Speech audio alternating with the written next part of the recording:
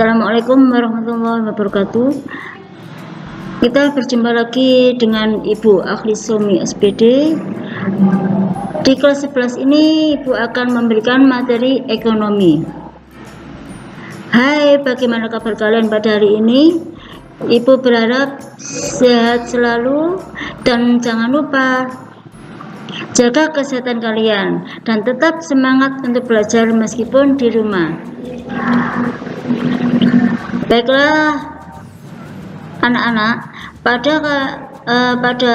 kali ini Ibu akan memberikan materi bab 2, yaitu mengenai pertumbuhan dan pembangunan ekonomi.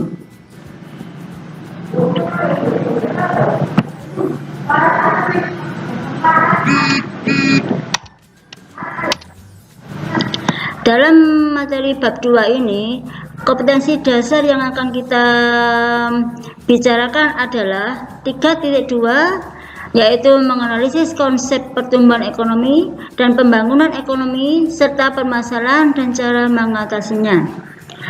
4.2 adalah menyajikan hasil temuan permasalahan pertumbuhan ekonomi dan pembangunan ekonomi serta cara mengatasinya. Nah, tujuan pembelajaran kita kali ini yang pertama adalah kalian nanti harus bisa menjelaskan pengertian dan teori pertumbuhan ekonomi. Yang kedua adalah mendeskripsikan cara mengukur pertumbuhan ekonomi. Yang ketiga adalah menjelaskan pengertian pembangunan ekonomi. Yang keempat adalah menganalisis perbedaan pembangunan ekonomi dan pertumbuhan ekonomi. Yang kelima adalah menjelaskan perencanaan pembangunan ekonomi. Yang keenam, menjelaskan faktor-faktor yang mempengaruhi pembangunan ekonomi. Yang ketujuh, menganalisis permasalahan pembangunan ekonomi di negara yang berkembang. Dan yang kedelapan adalah mendeskripsikan kebijakan dan strategi pembangunan serta indikator keberhasilannya.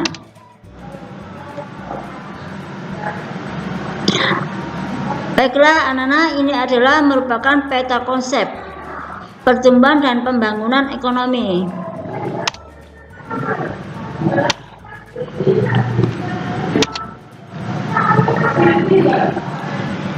Yang pertama adalah yang kita bahas mengenai pengertian dan teori pertumbuhan ekonomi. Apa sih yang dinamakan dengan pertumbuhan ekonomi itu anak-anak? Pertumbuhan ekonomi adalah merupakan suatu keadaan di mana terjadi adanya kenaikan PDB suatu negara tanpa memandang apakah kenaikan tersebut lebih besar atau lebih kecil dari tingkatnya.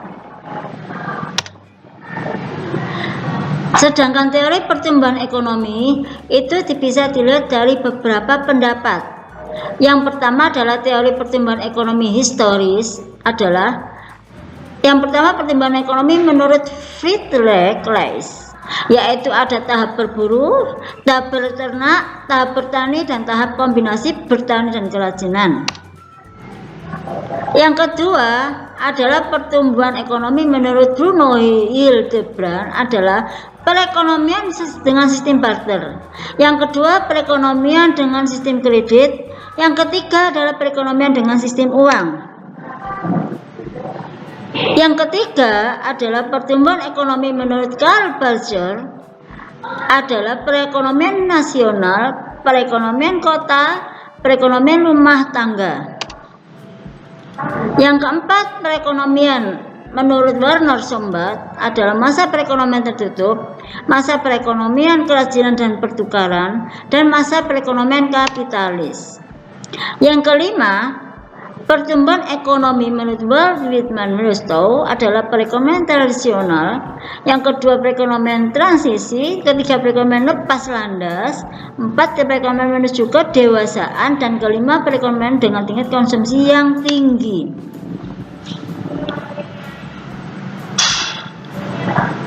Nah, sekarang anak-anak pada tahap berikutnya adalah B. Teori pertumbuhan ekonomi klasik.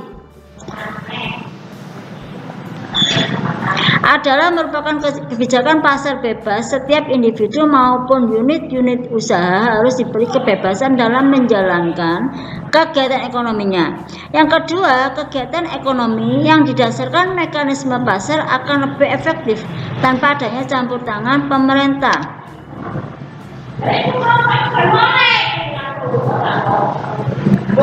Pertumbuhan ekonomi menurut Adam Smith adalah pertumbuhan produksi ditentukan sumber daya alam, sumber daya manusia, dan sumber modal. Yang kedua adalah pertumbuhan penduduk menurut Adam Smith akan mendorong pertumbuhan adanya ekonomi. Sedangkan pertumbuhan ekonomi itu sendiri menurut David Ricardo adalah jumlah sumber daya alam yang sifatnya terbatas dan tenaga kerja bertambah atau berkurang tergantung dari adanya pemberian upah. Teori pertumbuhan ekonomi neoklasik adalah yang pertama adalah menurut Harold Domar, barang modal telah digunakan secara penuh. Yang kedua, besarnya tabungan proporsional dengan fluktuasi pendapatan nasional. Yang ketiga, perbandingan antara modal dan hasil produksi. Yang keempat, adanya perekonomian hanya terdiri dari dua sektor. Pertumbuhan ekonomi menurut Solow-Sawam adalah perekonomian berada pada tingkat penggunaan tenaga kerja penuh atau biasa dinamakan dengan full employment, dan tingkat pencapaian guna penuh full utilization dari faktor-faktor produksinya.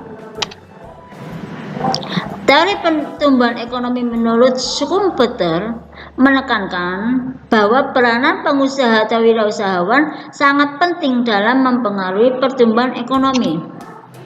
Nah, itulah adalah pendapat para ahli dalam ilmu ekonomi. Nah, sekarang bagaimana cara kita untuk mengukur pertumbuhan ekonomi? Cara untuk mengukur pertumbuhan ekonomi itu, atau biasa dinamakan dengan economic growth, dapat menggunakan rumus delta PNB dibagi dengan PNB TN kali 100%, atau dengan rumus PNB RT dikurangi PNB N-1 bagi per PNB N-1 kali 100%, di mana PNB RT adalah pendapatan nasional real pada tahun T, PNB N-1 pendapatan nasional real pada tahun T-1. Nah, ini adalah contoh pada sebuah kasus anak-anak. Jika diketahui PNB real pada tahun 1998 adalah sebesar 32.600 miliar rupiah, dan PNB pada tahun 1999 naik menjadi 36.305 miliar rupiah. Maka laju pertumbuhan ekonomi tahun 1999 adalah di mana dalam pertumbuhan ekonomi 36.305 dikurangi 32.600 dibagi dengan 32.600 dikalikan dengan 100%, hasilnya adalah 11,36%. Nah, sekarang yang ada tugas soal latihan yang perlu kalian kerjakan adalah, jika diketahui GNP suatu negara pada tahun 2004 adalah 200 triliun rupiah dikurangi 250 triliun rupiah, maka besar pertumbuhan yang terjadi yaitu berapa, anak-anak? Nah, itu nanti kalian bisa kalian kerjakan di buku tugas.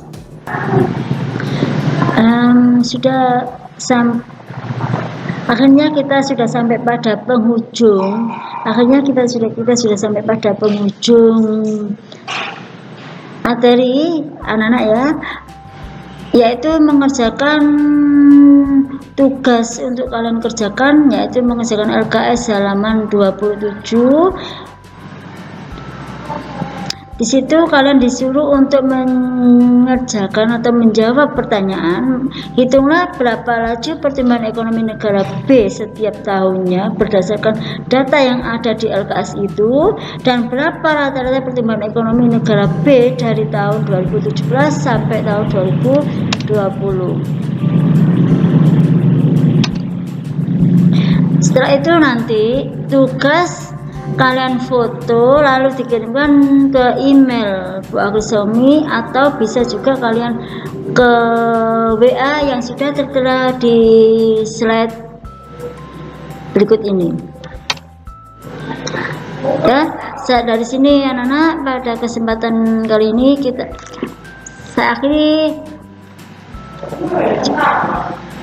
Kita akan berjumpa lagi pada pertemuan yang akan datang, yaitu bab 3 tentang ketenagakerjaan. Saya akhiri. Wassalamualaikum warahmatullahi wabarakatuh.